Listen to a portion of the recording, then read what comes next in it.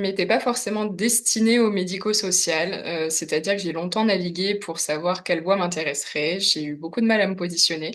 Je me suis au départ dirigée vers une formation, des ambitions médicales, c'est-à-dire qu'à la base, je voulais devenir médecin, et en l'occurrence chirurgien. Plusieurs choses ont fait que j'ai envisagé un autre métier par la suite qui est psychomotricienne. Bon, finalement, ça n'a pas abouti non plus pour diverses raisons et j'ai fini par envisager la formation d'auxiliaire de puériculture au final. Au départ, je n'étais pas complètement fixée sur ce que je voulais faire, donc j'hésitais entre la formation d'auxiliaire de puériculture, j'hésitais aussi avec la formation d'aide-soignante. De ce fait, j'ai quand même suivi une prépa d'auxiliaire de puériculture qui s'est déroulée sur un an, qui avait pour but de me préparer au concours. Donc pour ce faire, j'avais eu des petits, on va dire, jobs d'appoint avant pour pouvoir financer cette prépa qui m'avait coûté un petit peu d'argent. Donc j'ai suivi cette prépa et ensuite je me suis inscrite à plusieurs concours. J'ai quand même tenté le concours d'aide-soignante parce que j'étais quand même mine de rien toujours en hésitation. Finalement, j'ai donc passé les concours qui se composaient à l'époque notamment de tests psychotechniques au départ par écrit et puis après d'une soutenance orale d'un entretien oral si les tests psychotechniques étaient validés. Et j'ai pour le coup, eu la chance de pouvoir choisir entre les deux, ayant été acceptée, que ce soit en école de formation d'auxiliaire de puériculture ou d'aide-soignante. Finalement, je me suis bien dirigée vers auxiliaire de puériculture. Donc, il faut savoir que moi, je suis issue de l'ancienne réforme, étant donné que ma formation date de 2012-2013, donc on fonctionnait encore sur les 8 modules de formation. À l'époque, ça a été découpé à peu près entre 4 mois et demi d'apprentissage théorique et on va dire 6 mois de stage, répartis en 6 stages d'un mois chacun, finalement, avec une alternance, cours et stage. Donc pour moi, une auxiliaire de puériculture, c'est une professionnelle qui doit avoir des connaissances, évidemment, sur le développement du jeune enfant, qui doit avoir aussi des facultés de communication assez importantes, je pense également d'empathie. Et c'est vrai qu'on a un rôle qui est très très varié parce que finalement, on va à la fois devoir savoir travailler en équipe. Parce que globalement, l'auxiliaire de puériculture travaille en équipe, on doit s'adapter à plein de modes de fonctionnement différents, de profils différents avec ses collègues. Donc ça, c'est déjà la base de la base pour pouvoir ensuite accompagner les enfants et les familles. Et ça va pouvoir être d'une manière extrêmement variée. Donc on va pouvoir prendre soin des enfants en prenant soin d'eux par le respect de leurs besoins fondamentaux, donc tout ce qui est acte quotidien, on va faire des soins d'hygiène et de confort, des changements de couches, des accompagnements aux toilettes, donner des repas, participer à leur éveil évidemment. On va, en fonction de notre milieu d'exercice, devoir nous adapter à eux. Parfois, ils peuvent avoir des pathologies ou des fragilités.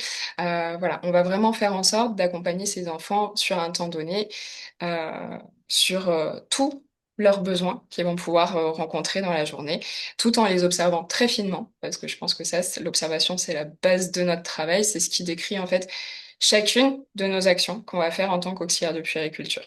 Et puis après, bien évidemment, quel que soit le milieu où on va exercer, ces enfants, en général, ils ont un entourage, ils ont un papa, une maman, deux papas, deux mamans, peu importe.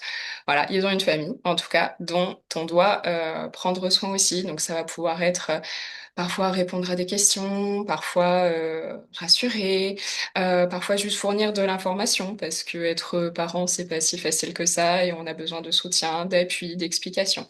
Voilà, donc c'est un métier qui est vraiment très très riche.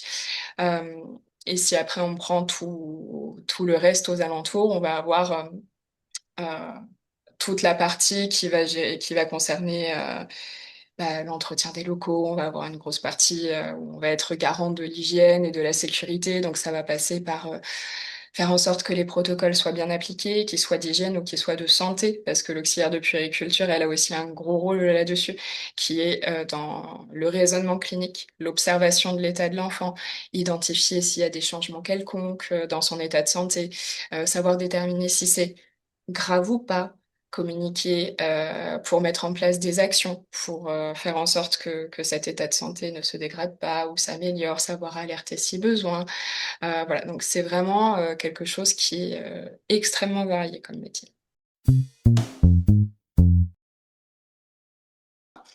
En ce qui concerne les milieux où j'ai exercé, j'ai fait de l'hospitalier pendant mes stages. J'ai en l'occurrence fait de la réanimation pédiatrique et de la maternité et de la pédiatrie générale. Ça m'est arrivé ponctuellement de refaire quelques vacations en hospitalier.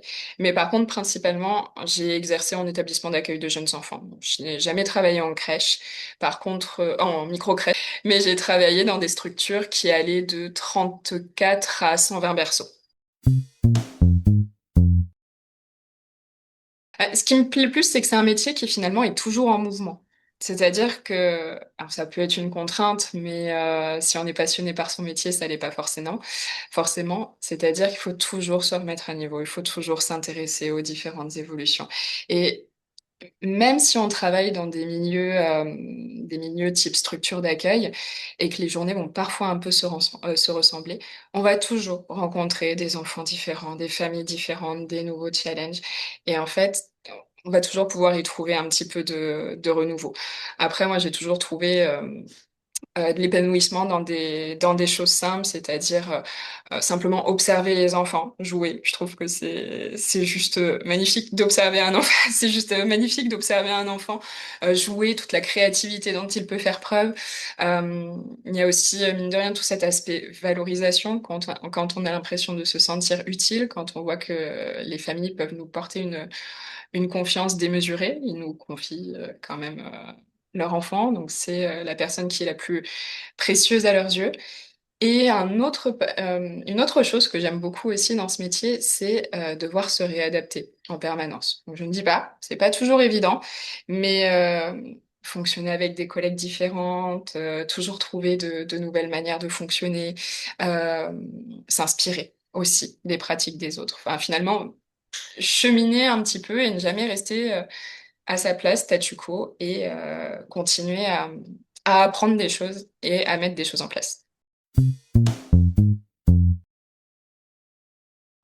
Alors oui, j'en ai eu pendant ma formation parce que, alors c'est pas systématique, mais par contre, c'est vrai que sur certains des lieux de stage sur lesquels j'ai été accueillie, j'ai pas forcément été très très bien accueillie, notamment dans certains services hospitaliers où on arrive, on constate que l'accueil n'a pas été préparé. On n'est pas attendu. Parfois, les équipes peuvent être un peu surchargées, dépassées, n'ont pas forcément envie d'accueillir des stagiaires. Donc oui, déjà rien que ça a pu me faire douter. Au niveau des pratiques aussi en stage, il est arrivé que je vois des choses qui n'étaient pas forcément en adéquation avec ce que je voyais en formation. Donc c'était assez perdant, assez questionnant. Mais néanmoins, tac, fondamentalement, je me suis toujours raccrochée à cette envie que j'avais de finalement aller travailler avec des enfants, sachant qu'au final, je me prédestinais pour le milieu hospitalier et que finalement, je suis allée en crèche parce que j'y ai trouvé un épanouissement que j'aurais pas soupçonné en début de formation initiale. Mais tout ça pour dire que oui, au départ, j'ai quand même eu, enfin, en cours de formation en tout cas, j'ai quand même eu quelques doutes quant au fait de pouvoir exercer ce métier dans de bonnes conditions.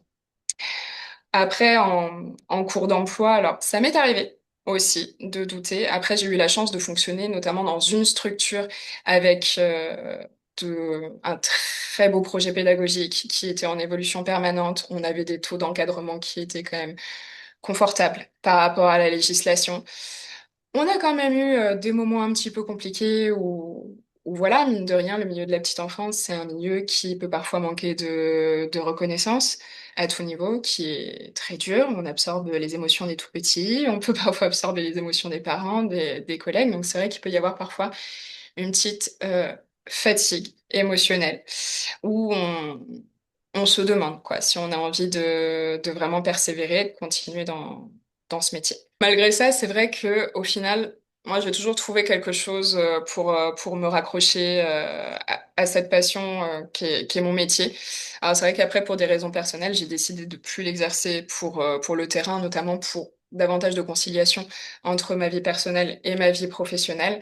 Mais c'est aussi pour cette raison que j'ai décidé de rester dans le milieu de la formation, finalement, dans l'accompagnement VAE, pour accompagner finalement ces futurs professionnels de demain et qui peut-être, sait-on jamais, redeviendront mes collègues un jour en plus.